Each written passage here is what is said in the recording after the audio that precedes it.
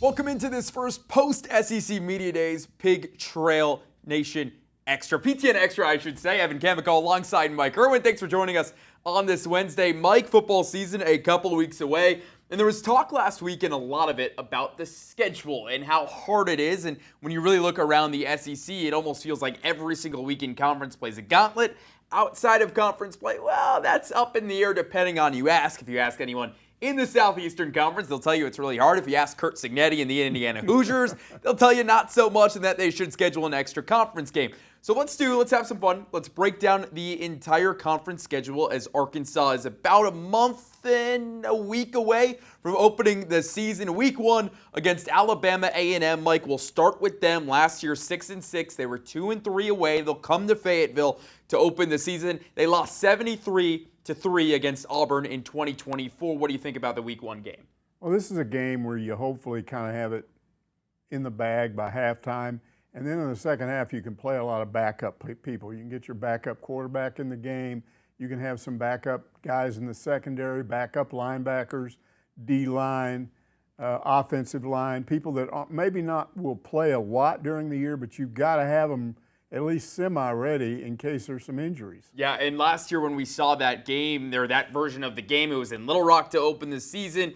And you just saw Arkansas ran away with the game. And to your point, you got to see some of these secondary and tertiary guys be able to make some plays and make a difference in that game. Now, Week 2, we'll pop that graphic back up again for everyone at home. It is going to be A-State in Little Rock. Last year, the Wolves went 8-5. They lost 18-28, a close game early in the season against a Michigan Wolverine team that was about middle of the Big Ten pack. That's going to be a big game. It's in Little Rock. What do you think of the Red Wolves and the Arkansas Razorbacks going at it in Week 2? Well, the big thing there is going to be motivation because Ole Miss is up the next week. Mm-hmm. So how motivated can Sam Pittman and his coaching staff get these guys to go to Little Rock? And let's just be honest with you, there might be a few guys on the team that like it. Most of them don't like to go to Little Rock. Mm-hmm. They don't like the stadium.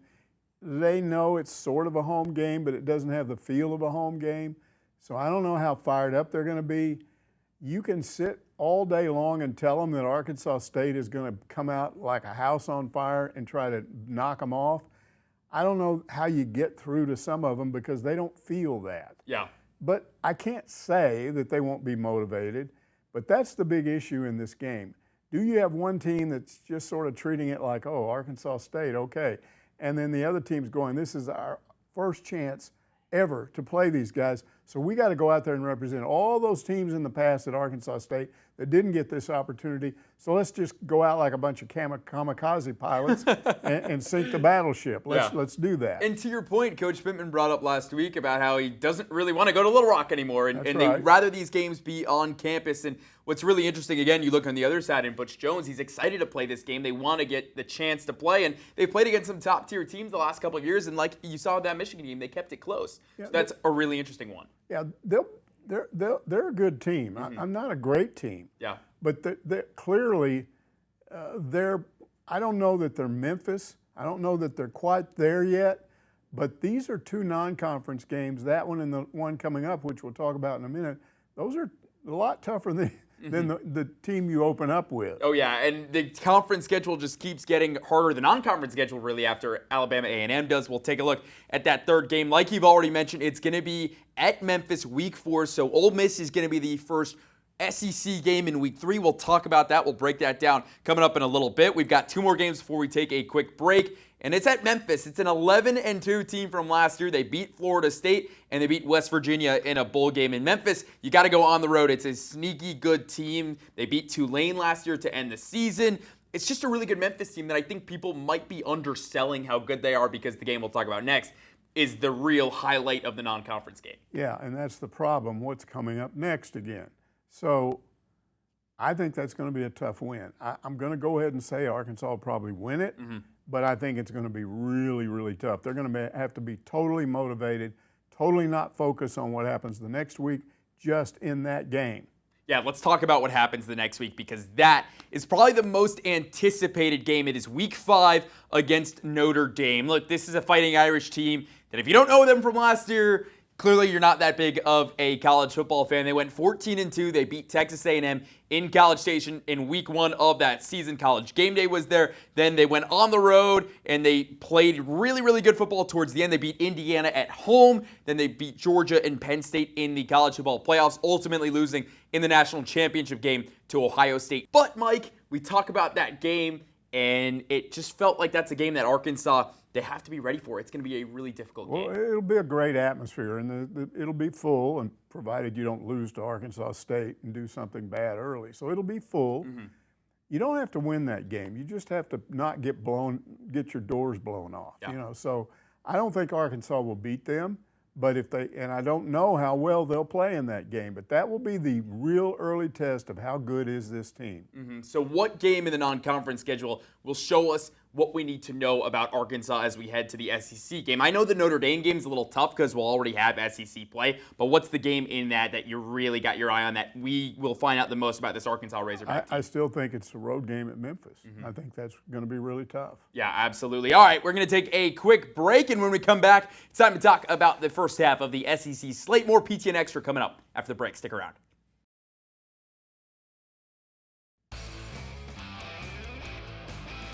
Welcome back into our PTN Extra today, talking all about the Arkansas Razorbacks and their difficult football schedule this upcoming season. Mike Irwin alongside Evan Camico. Mike, let's jump right back into it. Let's pop up our next set of games, and we'll start. They'll play Lane Kiffin and the Ole Miss Rebels. Interesting to note today, Luke has set to miss a lot of the season with an ankle injury, so right now he is up in the air for the season. Probably won't play in this game. That is not confirmed, but that is just from what the reports are saying. Ole Miss 10-3 last year. They won the Gator Bowl at the end of the year against Duke. That final score 52-20.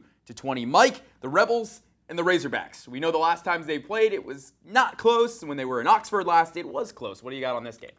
I think that last year was Ole Miss's big shot to make the playoffs, and they didn't. And I don't think they're going to make it this year. Don't think they're as good this year. I don't think they have the quarterback they had a year ago. Mm-hmm. So this game will be a much less of a mismatch, and I'm going to go ahead and say I think Arkansas can win this game, provided they have some momentum coming into that game. And if they lose at Memphis, if they have problems with Arkansas State, if they get blown out by Notre Dame, all of that could affect the Ole Miss game. But if they go in with good momentum, I think they win that game. Yeah, I like that too. And I think you mentioned no more Jackson Dart this year. It's Austin Simmons, who's also a baseball player. So it'll be really interesting to see the drop-off. And you had a lot of that defense graduate. Paul, Walter Nolan, guys were leaving. And again, Jalen Braxton, we'll get to see another familiar Arkansas face. It feels like there's a good amount of them on that Ole Miss team. So I actually like that game. I think it should be a win for Arkansas. Let's take a look at the next game in the block, and that is a rematch against Tennessee. You know the Volunteers are going to want this back. One of those 3 losses last year were here in Fayetteville against Arkansas. But the big storyline around Tennessee and why they went from one of the favorites in the SEC to one of the bottom-tier teams in the SEC is because the loss of Nico Iamaleava. He went to UCLA. Do you think they can get it done in what could be a rebuilding year now for Josh Heupel in the Orange? Yeah, here's another game that Arkansas could win. Mm-hmm. I'm not saying they will, but let's say they beat Ole Miss. Got good momentum. I think they could go and win that game. I definitely think Tennessee will drop off. Yeah, absolutely. It'll be interesting to see how the Vols do as we go back. We've got plenty more games to talk about in this one.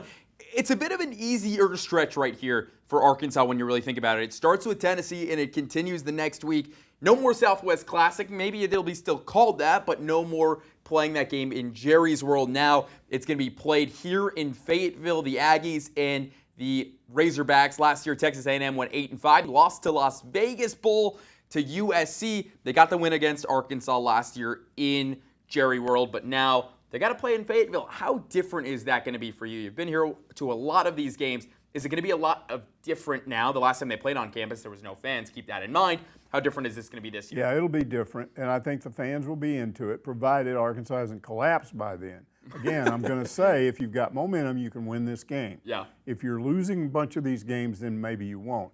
But they just law of averages dictates that A&M can't continue to win this game every year. Mm-hmm. They've won it too many times when they weren't the best team. So maybe Arkansas might not be the best team, but it might be a year in which they win it. Year 2 for Mike Elko will be really interesting to see what him and Marcel Reed have this year when they're fully Reed is quarterback one. Not Garrett Nussmeier. We'll talk about Nussmeier a little bit later. Connor Wegman, the former cornerback at A&M, now at Houston, so that'll be interesting. We got 2 more games to talk about before we hit a break. Let's pop up the next game on the list, and it's another easy game. Really, the last 2 are the easy games. So, Mike, let's put these together. It's going to be still at home against Auburn. Last year, the Tigers were 5-7 under Hugh Freeze. They lost at home to Arkansas 24-14. And then the Razorbacks play probably the worst team in the SEC this year in the Mississippi State Bulldogs. They went 2-10 last year. They lost early against Toledo. That really set the tone for their season. And then they lost at Arkansas, a game where Arkansas absolutely blew the lights out of the Bulldogs. Let's start with the Auburn game. Auburn could be a little bit better this year. Jackson Arnold coming over from Oklahoma. What do you think about that game? I just think Hugh Freeze is on the way out, and I think he knows it. If you've seen any interviews he's done, if you saw him at media days, guy looks like he's aged 10 years in 1 year. He really, I think he knows he's on the hot seat. If they get in trouble early, they'll collapse at the end. So I think Arkansas wins this game, even if Arkansas didn't have a lot of momentum. Not to mention as well, there's a lot of jokes about Hugh Freeze and his golf game. I know you're a big golfer and like to play a lot, but maybe not as much as Hugh Freeze. I think his handicap's at like 6, and that's probably a problem considering that he wants to recruit some high-level talent. But I think at the end of the day, that's a really good game. And then you've got Mississippi State. I mean, if Arkansas doesn't win that game, you've got to consider, where do we go? Because the last 3 games that we'll talk about after the break are very, very, very hard. That's their last chance to, whatever they've done up to that point will determine postseason for them. And I think they will win it. Yeah, I like that too. I think they do take care of business here at home. In that 5-game stretch, there's a lot of easier games, right? Like when you look at that stretch in the start SEC play, we'll get into LSU, Texas, and Missouri next. What game's most important there and why?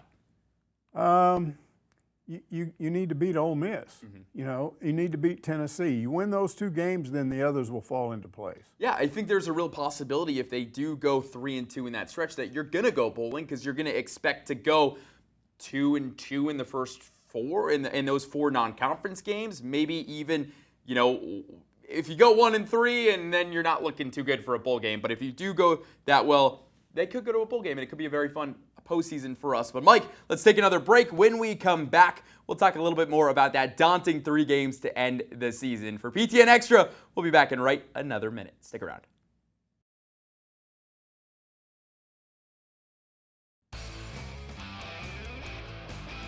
All right, welcome back into PTN Extra. We're going to go and wrap up the season. We've got 3 games to go left to figure out if Arkansas is going to go bowling or not, at least what we think they're going to do. Mike Irwin and Evan Kamiko hanging out with you on this Wednesday in late July. Mike, let's go to the next game, and this is the gauntlet stretch of Arkansas season. It's very easy. The team can go 0-3, but we'll start with LSU. Last season, the Tigers went 9-4. They lost to USC to open the season, and they also beat Arkansas here at home in a game that was really close in the beginning. And then LSU kind of kicked the doors down and blew the game open, 134-10 on a Saturday night here in Fayetteville. Can they get over the Brian Kelly hump and finally beat LSU, a team that feels like they've been so close to beating the last couple of years, but just haven't been able to do it? There's all kinds of evidence among LSU fans that they want Kelly out. And it's hard to understand this sometimes, but fans can get into a position where they just as soon lose if they could get rid of a guy. Yeah. That's what's going on with a lot of Arkansas fans with Pittman. Go ahead and lose a bunch of games, so they have to fire him. Same thing is going on there. They don't want him there. So if Arkansas reaches this point and LSU's had some problems, maybe they could win this game, but I don't think they will. No, I think that's going to be really tough to go into Death Valley. I think time of game is really important for that. It is, I believe, an earlier game. I'm like 99% sure it is going to be in that early slot. So not a night game in Death Valley this year. Do you think that's going to give Arkansas an advantage? Maybe, but Arkansas's won at night there before, and they've won it. They've actually had decent success at LSU. Even games where they've lost, they played well. They're usually up for that game. But I just don't see them winning that game unless at that point in the season, LSU started to tank. I flash back to 2 years ago, the 2023 season, before it went off the rails, and you had Jaden Daniels battling against KJ Jefferson in a crazy game. LSU won on a walk-off field goal. But to your point, it was a night game, and they were able to keep it close. Right. And I think that's going to be really key because the next game coming up is going to be an absolute Could be a mud bath, but last year it really wasn't. If you remember, it's taken on the Texas Longhorns. They went 13-3 under Steve Sarkisian last year. They came into Fayetteville. They won that game 20-10 in a game where Arkansas had the momentum in the second half until a C.J. Brown fumble late in the game ultimately cost the Razorbacks an opportunity to get it to 20-17. Arkansas after that never saw the ball again.